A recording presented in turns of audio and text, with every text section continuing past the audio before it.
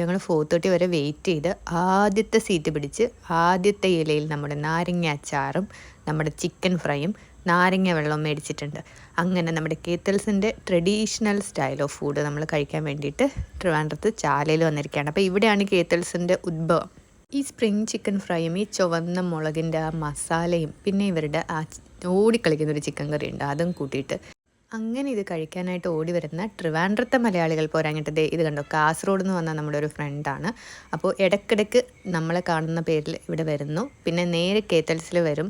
എത്ര ലേറ്റായിട്ടാണെങ്കിലും വെയിറ്റ് ചെയ്ത് ഇവിടെ നിന്ന് കട തുറപ്പിച്ച് കഴിച്ചിട്ട് പോകും. അത്രത്തോളം ഇവിടുത്തെ ചിക്കൻ ഫ്രൈയോട് ഇഷ്ടമുള്ള ഒരാളാണത്.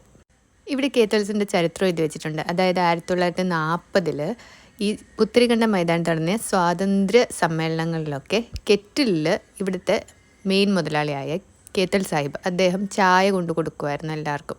അപ്പോൾ അദ്ദേഹത്തിനെ കെറ്റിൽ സാഹിബ് എന്ന് വിളിച്ച്